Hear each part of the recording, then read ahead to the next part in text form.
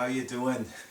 You know, it's been quite a while since I made a video, and that's not by, well, I shouldn't say by accident. It was kind of like a self-accidental hiatus because I was so busy, and I still am busy with my work, my job. I have to work a lot of overtime, and I to bring an update, some of you might have seen a video that I made that I actually deleted after about 80 views or so.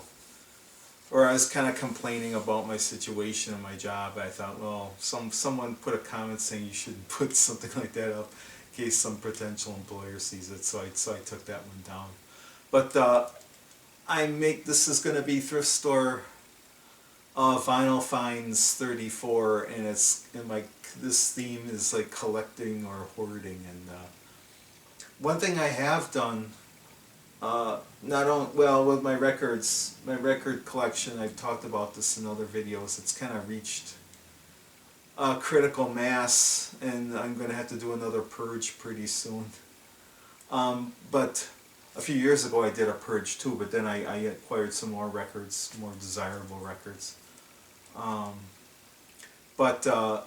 Other things I've done, I'm going to talk about after I show these finds. I'm going to show the finds, and then if you want to stick around, I'll talk about some other things, and I'll show you some show and tell with a guitar I got over here, and things like that. So anyway, let's get on with these finds here.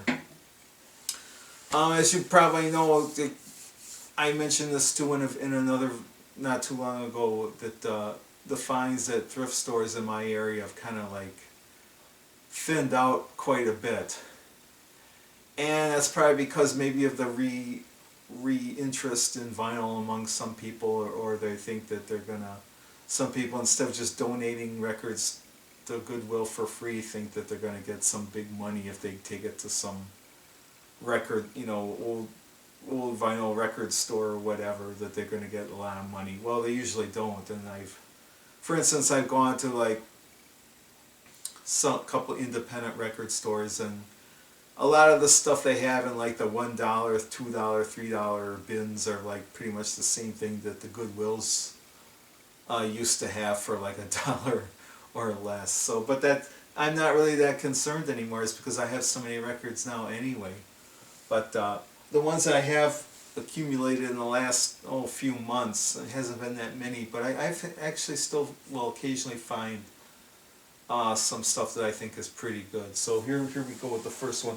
The one that I kind of briefly was playing is the Smiths, The Queen is Dead, and this thing is in like mint condition. I was surprised because when I found this at the Goodwill, Goodwill had the usual worn out, stuff or whatever, but this thing somehow was like, didn't seem to belong in there. But it's like, you get all the great, here's the picture there, and this is on the Rough Trade label, whatever, independent label, whatever. So that, I haven't played it all the way through. I was kind of a fan of Smiths, but not really a huge fan. But this was kind of a very, very cool find, you gotta admit, though, for Goodwill, for like, I think it was $1. So that's the Smiths.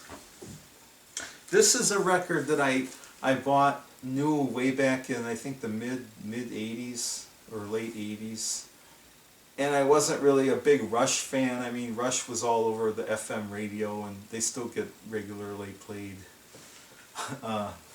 too overplayed certain songs, but this was like the only really Rush record I liked for quite a while. And then subsequently, a few years ago, I found almost all their early records. I got pretty lucky. Although I don't have the very first album. I think the earliest record I have is Fly By Night. And all these older Rush albums, I guess they're pretty desirable. Probably because they were on Mercury, and Mercury was a company that has always suffered from poor distribution, as far as I know. But anyway, this was one of their later live albums. This is Exit Stage Left, and I got this actually at an antique shop for $8. There's like this little antique mall in my town here, and different vendors, sometimes they have little crates of records, and I go through them. There's also I mentioned this in a past video, there's like a larger section called Vinyl Mania where a guy brings in records, but I haven't found much there recently.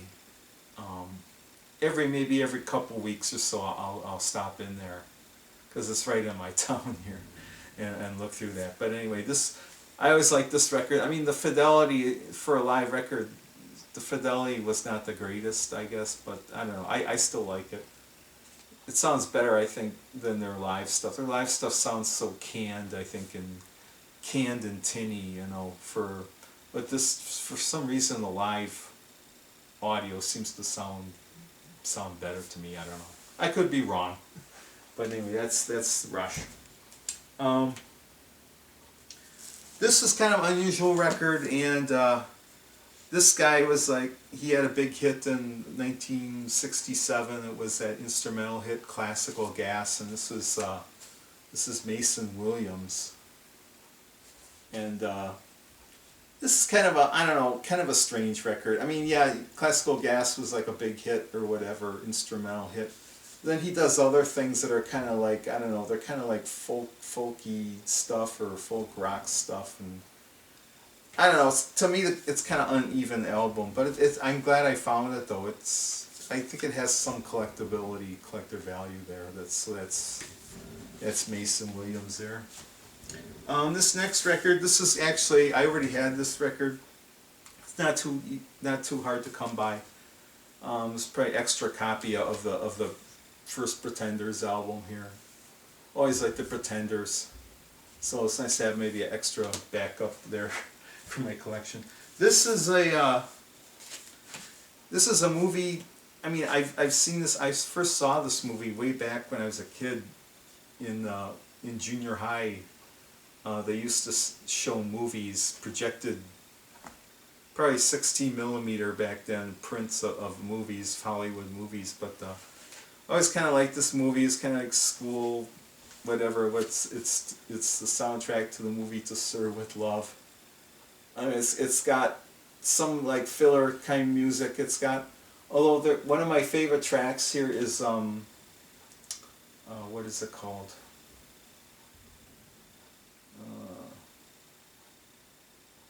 It's Getting Harder All the Time. It's like that famous dance scene where one of the girls picks him to dance on lunch break or whatever, and Sidney Poitier's dancing to this song or whatever. But it's in great shape. Kind of a 60s period piece there. Soundtrack there, To Sir With Love. This is another not a replacement copy, but I found another clean copy of this record. Not too hard to come by. Moody Blues, Days of Future Past. Not too much to say about it, but it's a good clean copy, so I picked it up.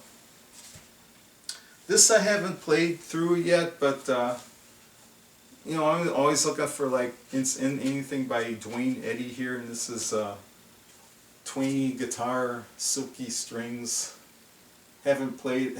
I haven't even taken it out, so I don't know. I think it's in pretty good shape. It's got the original picture sleeve here. It's got the original, Nipper the dog there, RCA label there. Just looking at it, in fact, it does look very excellent shape. I don't see any major scratches or nothing on it, so that should be pretty good. I mean, you're not going to find something like this, ever issued on a CD or something. I picked this up. I don't really know much about Pat Metheny, but this is New Chautauqua. So I thought I'd pick it up for, I think it was less than $1. So I might get into that. Here's another kind of famous guitarist. I think a classical or jazz guitarist. Found this one cheap too. Joe Pass for Django. I think I looked at this one too. I think it's in pretty decent shape. It's on It's on something called Pacific Jazz there, so that's worth checking out. It was never really, I mean, Warren Zevon, he had a fair amount of airplay or whatever, and wasn't really into him or whatever, but I decided to pick this one up too. Excitable Boy. I'll probably get around to playing this one. I think this one's in pretty decent shape. Yeah, it's on Asylum. And it looks to be in very excellent shape there. Here's kind of some country guys. I remember I think they had a couple big hits. Let Your Love Flow, remember that? That was from like 72. But this is the Bellamy Brothers here. 2 and only. And let's see what condition this is in. I haven't played this one yet, but it looks like it's in like mint condition. Warner Brothers.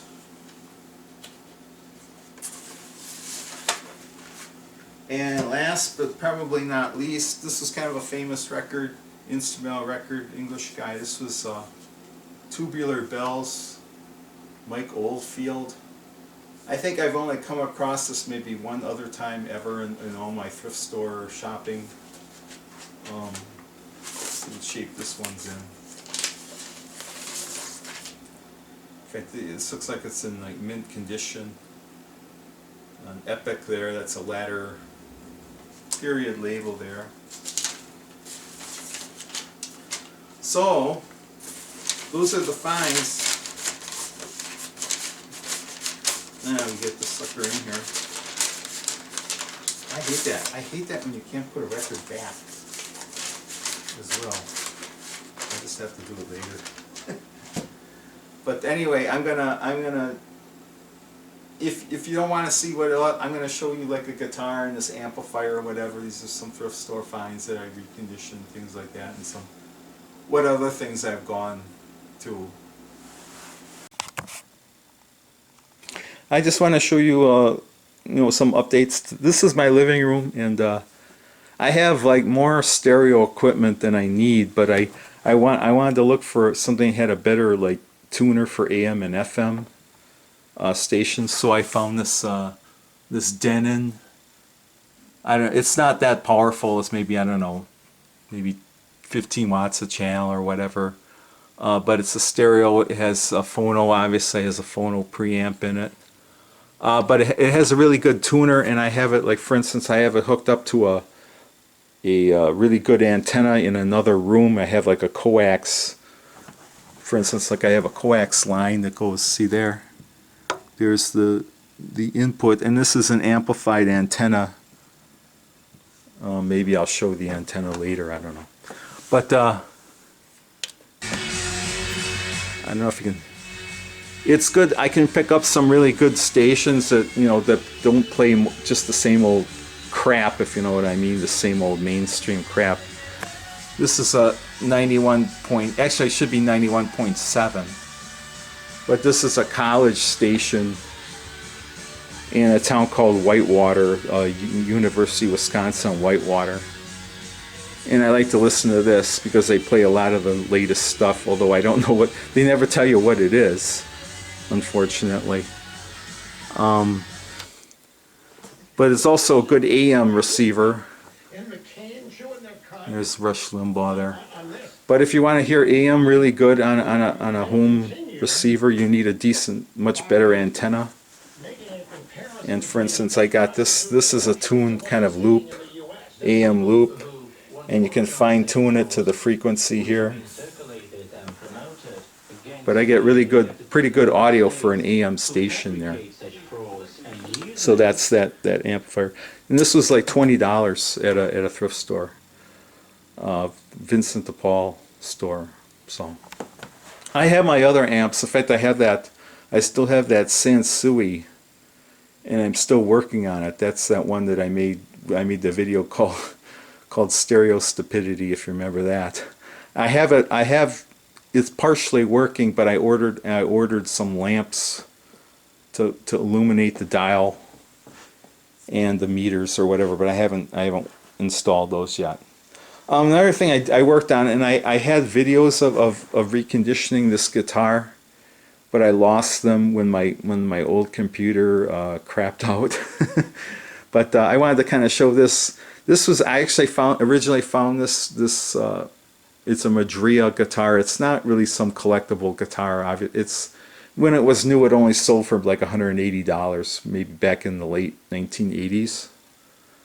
But it was in decent shape. There was no real damage to it, but it just needed some TLC, and I bought it for $40 at Goodwill. My Goodwill just up the road. And with the help of this book, which is an excellent book, I wanted to show this. If you own a guitars, or if you like to like fix up guitars or whatever, even if you're not really a real musician, and I'm not yet, this is a fantastic book. And what I learned and have read in this book, I was able to take this thing and make it look as good as it does now. When I first found this, it was in pretty sad condition. Everything was dull, the wood was dull, the frets were all tarnished. It was missing some pins, but it appears to be a really nice, good, basic beginner's guitar. It's mahogany back and sides, and this is probably a laminated spruce top. I don't think it's solid spruce. But you can see I was able to pretty much like polish any scratches out. Look, the finish is pretty darn good. The sides are almost perfect. There were some superficial scratches on the back here, but it's in really great shape. And I think I invested maybe another. You got new strings. And I actually bought a case for it, and the case cost more than the guitar.